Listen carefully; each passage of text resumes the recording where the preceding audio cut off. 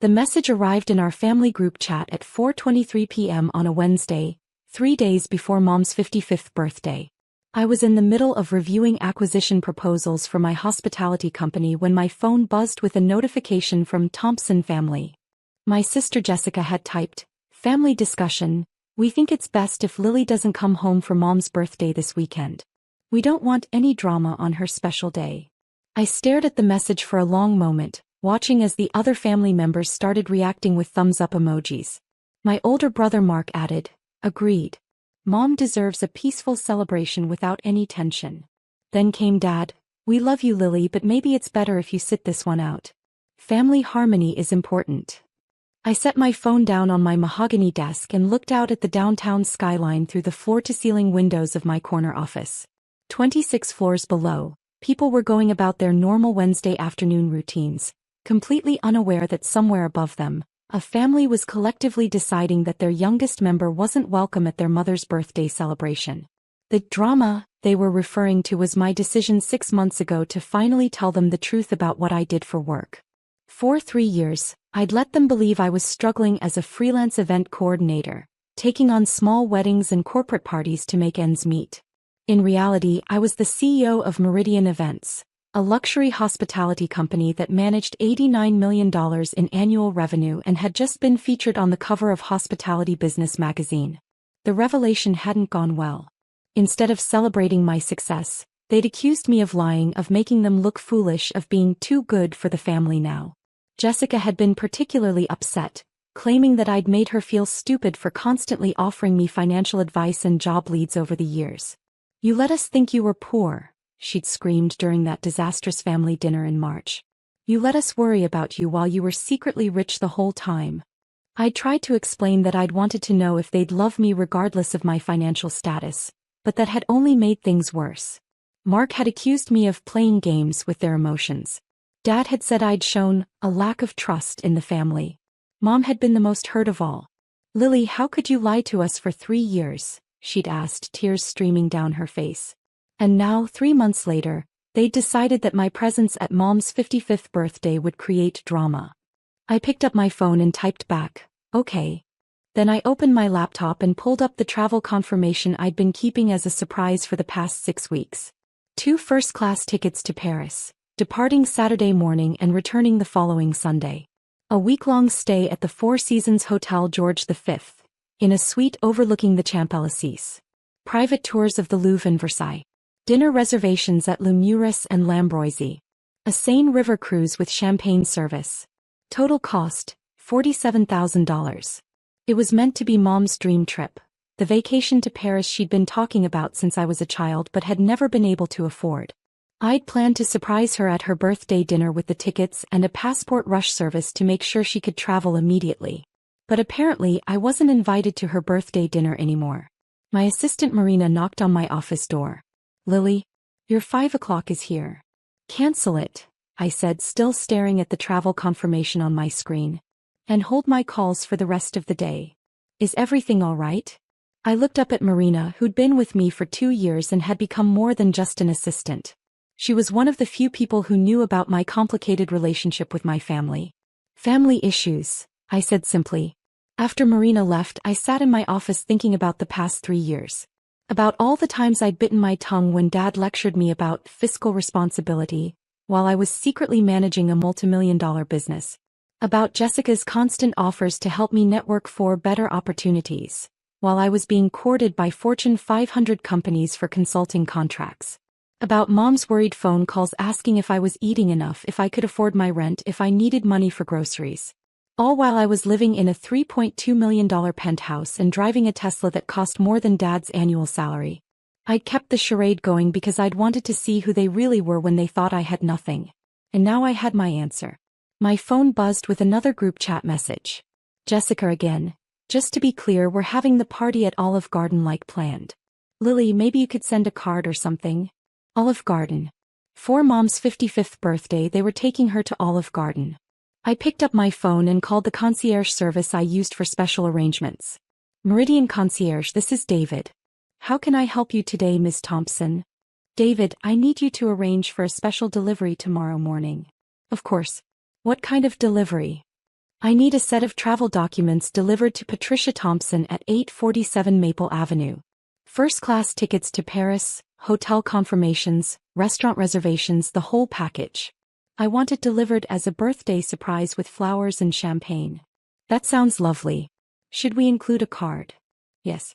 Right. Happy 55th birthday, Mom. You deserve to see the world. Love, Lily. And if she has questions about the trip? Include our 24-hour concierge number.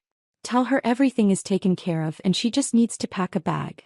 After I hung up, I leaned back in my chair and tried to imagine Mom's face when she opened the package. Would she be excited? Confused? Would she call to thank me, or would the family convince her not to go? My phone rang 20 minutes later. Lily. Her voice was shaky, emotional. Hi, Mom. Sweetheart, I just got the most incredible package. Tickets to Paris? A week at the Four Seasons? Lily, this must have cost a fortune. You've been talking about visiting Paris since I was 10 years old. I wanted to make it happen for your birthday. But honey, I can't accept this. It's too expensive. Mom, I can afford it. Lily, I know you said you were doing well with your business, but this is thousands of dollars. $47,000 actually.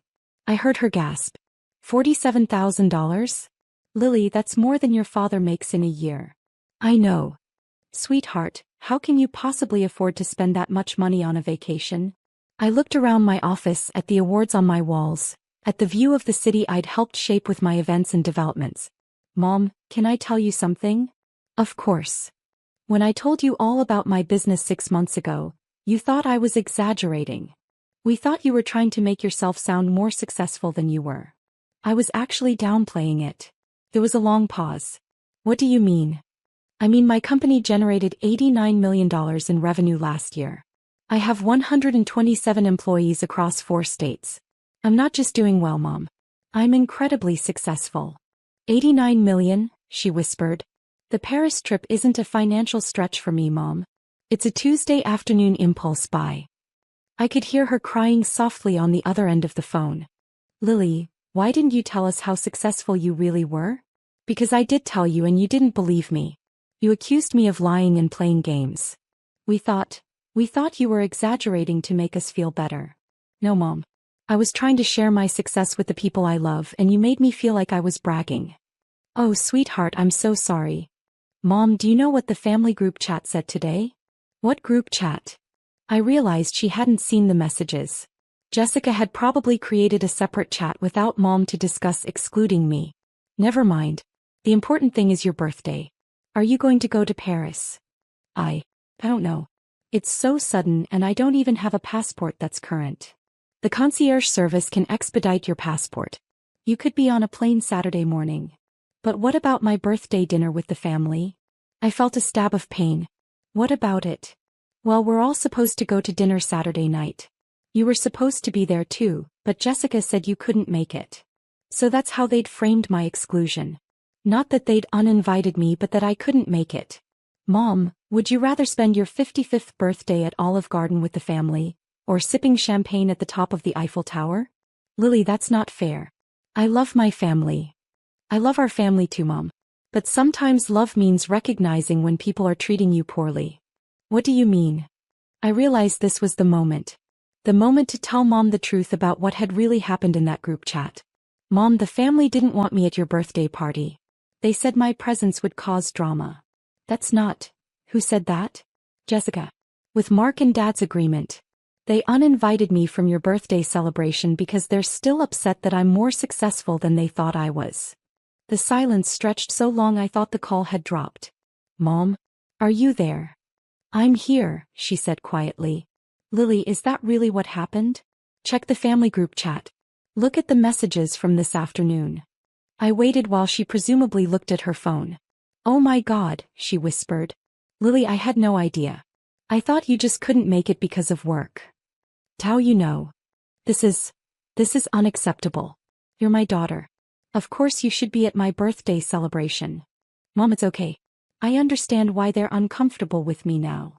No, it's not okay. Lily, you're successful and accomplished, and instead of celebrating that, we made you feel ashamed. What kind of family does that? I felt tears starting to form in my eyes. This was the reaction I'd been hoping for 6 months ago. So what do you want to do about your birthday? I asked. I want to go to Paris, she said firmly. And I want you to come with me. Mom, the tickets are for you and Dad. Your father can go to Olive Garden with Jessica and Mark. He can explain to them why his wife is spending her birthday in France instead of at a chain restaurant. I couldn't help but smile. Are you sure? Lily, my daughter, just offered to take me on a $47,000 vacation to the city of my dreams. I'd be crazy to turn that down for breadsticks and salad. The next morning, my concierge service called to confirm that Mom's expedited passport would be ready by Friday afternoon. By Thursday, she called me 3 times with questions about what to pack and whether she needed to learn any French phrases. Friday evening, Dad called. Lily, your mother says she's going to Paris tomorrow instead of coming to her birthday dinner. That's right. She says you're taking her. I am. Lily, this is ridiculous. She should be with her family on her birthday. She's going to be with family, Dad. She's going to be with me. You know what I mean. With all of us. Dad, all of you uninvited me from her birthday celebration. You can't complain when she chooses to spend it with the daughter you excluded. We didn't uninvite you. We just thought. You thought it would be better if I wasn't there because my success makes everyone uncomfortable. There was a long pause. Lily, that's not what we meant. It's exactly what you meant. And now Mom gets to choose between a family dinner at Olive Garden with people who are embarrassed by their daughter's achievements, or a week in Paris with the daughter who loves her enough to make her dreams come true. When you put it that way. That's the only way to put it, Dad. Saturday morning, I picked Mom up at 5 a.m. for our flight to Paris. She was practically bouncing with excitement, clutching her new passport like it was made of gold. I can't believe we're really doing this, she said as we settled into our first-class seats. Believe it, Mom. You deserve this. As our plane took off, Mom looked out the window and then at me. Lily, can I ask you something? Anything. Are you happy? Really happy? I thought about the question. About my successful business, my beautiful apartment, my financial security. About the family who had made me feel unwelcome at a birthday celebration. I'm happier now than I was yesterday, I said. Why? Because yesterday I was successful but lonely. Today I'm successful and sharing Paris with my mom. He took my hand and squeezed it. I'm proud of you, sweetheart. Not because of your money or your business. I'm proud because you're generous and kind and you still love us even when we don't deserve it. Mom, you always deserve it. What about Jessica and Mark and Dad? I looked out the airplane window at the clouds below us. They deserve it too. But they need to learn how to accept it. Over the next week in Paris, Mom and I talked more honestly than we had in years. I told her about the loneliness of success, about the difficulty of maintaining relationships when people can't see past your bank account. She told me about her fears as a mother, about wanting to protect me from disappointment, about not understanding that I was already stronger than she'd given me credit for. I want to understand your business, she said over dinner at Le Muris on Tuesday night. Why? Because my daughter built something incredible and I want to know how she did it. As I explained the intricacies of event management and hospitality development, I watched Mom's face light up with genuine interest and pride. You know what I want to do when we get home, she said. What? I want to throw you a celebration party. A real one where we invite people and brag about how successful you are and show off all your awards.